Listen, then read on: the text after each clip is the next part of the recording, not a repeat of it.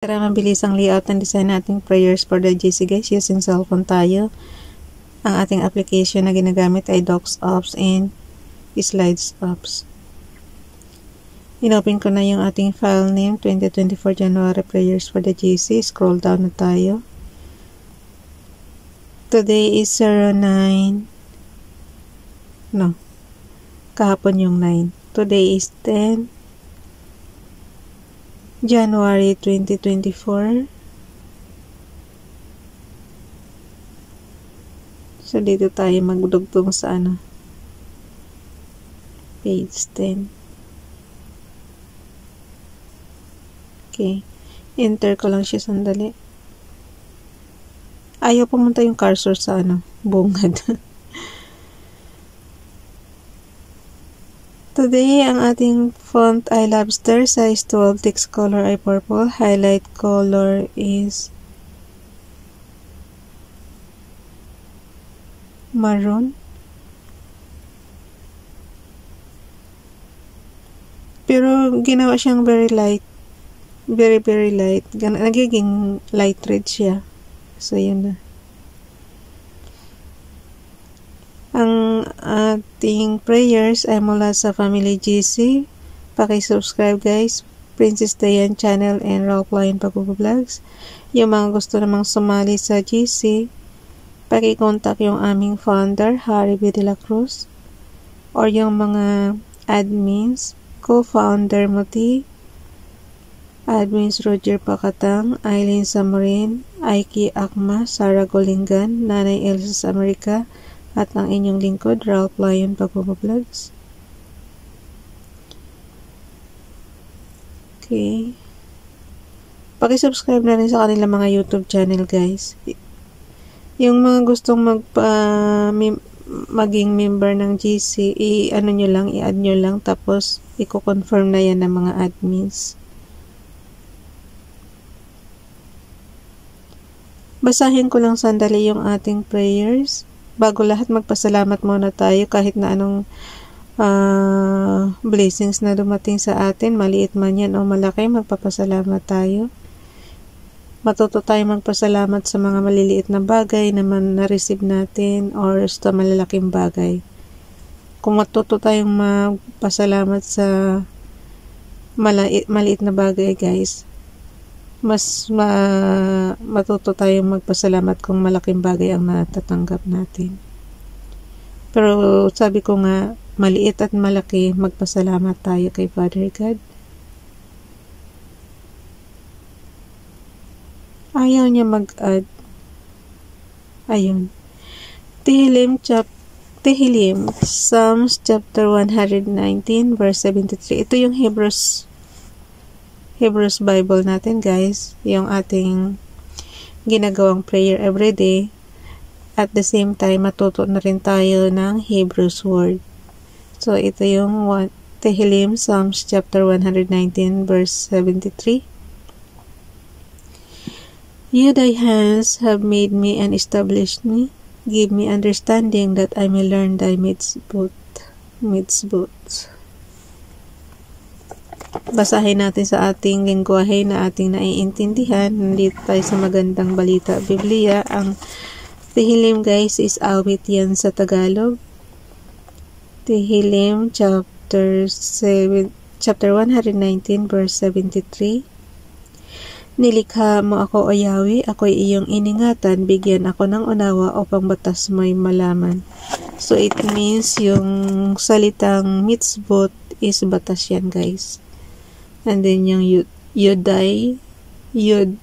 malaki kasi puro caps lock siya. So it means yan yung Yahweh.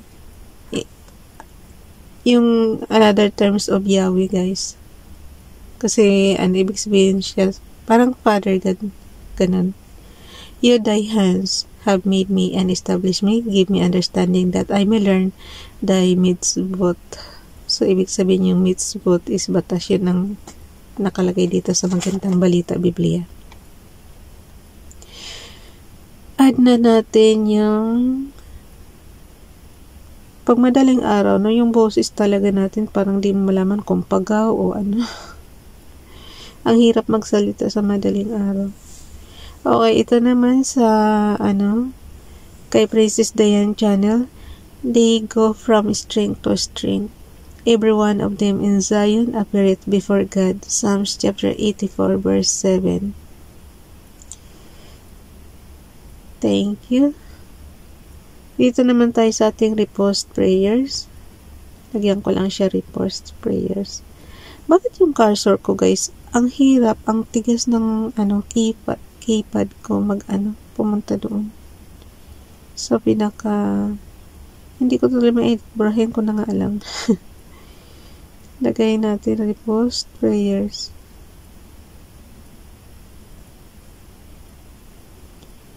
Ay, kung kailan ako nagmamadali, tsaka naman siya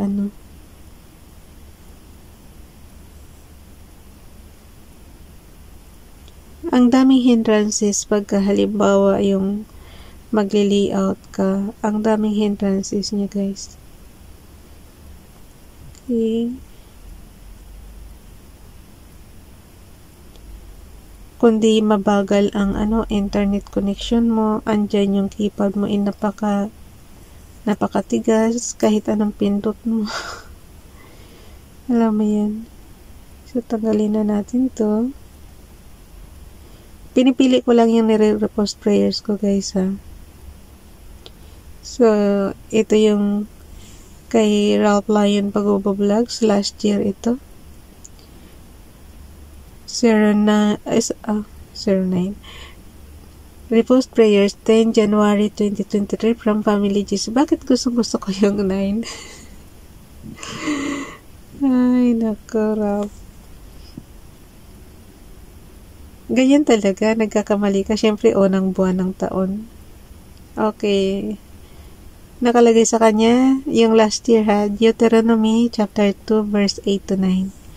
And when we passed by from our brethren, the children of Esau, which dwelt in Seir, through the way of the plain from Elath and from Ezion-Geber, we turned and passed by the way of the wilderness of Moab. And the Lord said unto me, Distress not the Moabites, neither contend with them in battle for I will not give thee of their land for a possession, because I have given unto the children of Lot for a possession. Alam niyo, guys, nung araw, yung lupang pangako ni Father God sa kanila, may mga nakatira, tapos pinaalis, tapos sila yung pumalit.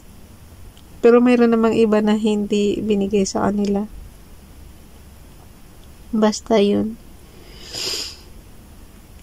Komplikado masyado yung nila nung araw, no? Kundi puro gyera.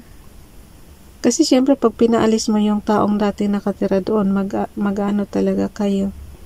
Maglalaban muna talaga kayo. Pero si Father God kasi ang nag-ano sa kanila. Oh, Tuesday pa ito nakalagay. Burahin ko kaya to? Pwede kaya? Hayaan mo na. Kasi repost prayers nga siya. Kasi guys, Wednesday na tayo ngayon. So, tanggalin ko na lang to. I-ano ko na lang yung isa. So, delete na natin yan. Sabi ko sa inyo, namimili lang ako guys ng i-repost prayers ko. If B. Donalyn, pakifollow na lang sa kanyang Facebook account. Good morning. Real beauty is not what the eyes can behold, but what the heart can hold. What we see with our eyes will vanish someday, but what we store in our heart will forever stay. Kinuha niya yan sa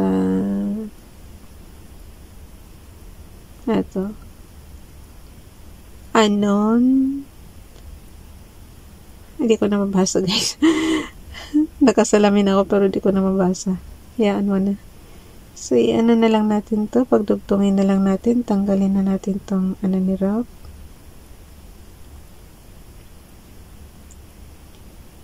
Ay, saan ko kaya siya isisingit? Tanggalin ko na lang din tong Tinipid ko na guys para So, ilagay na lang natin dito repost prayers para magtatlong page na lang tayo. And then, paano ba mag-screenshot? Hala, napunta ako sa 22. Inedit, mas matagal mag-edit, ano? Kaysa yung mag-ano ka ng, ewan ko ba bakit ito na umpisahan ko. Baka sa February hindi na tayo magsisave as, mag-new na lang tayo. Kasi ang hirap kaya, oh. Ay, nako. Okay, 10. Ilagay na natin dito yung kay Rock. My goodness. Lalo akong tumagal. Ubos na oras ko, guys. Hindi pa ako nakapunta doon sa sa slides apps. Lagi na lang dito sa docs of natin. Dapat hindi na natin banggitin yung yung slides app ng tutorial. Puro na lang tayo docs apps. Pag yung mga gustong matuto ng guys, ng slides app, tingnan nyo na lang yung luma kong video. Wala eh. Hindi ko na magawang makapunta doon. Ubos na yung 13 minutes natin.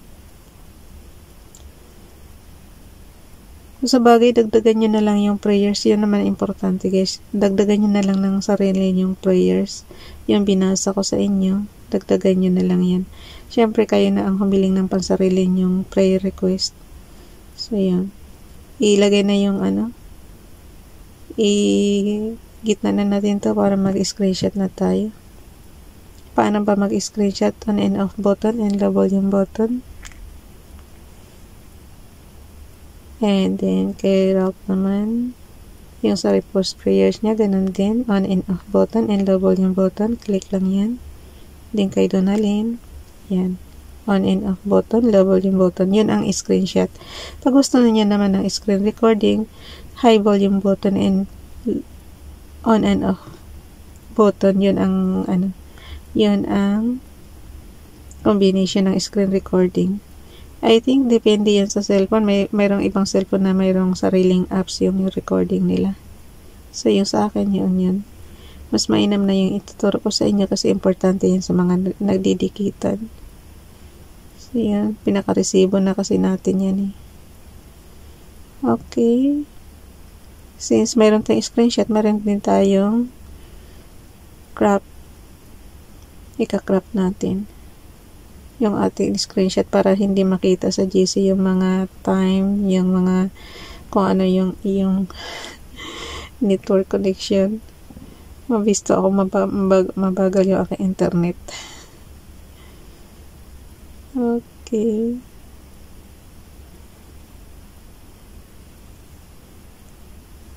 Save na yan. And then delete na natin yung di kailangan. Bye everyone. God bless.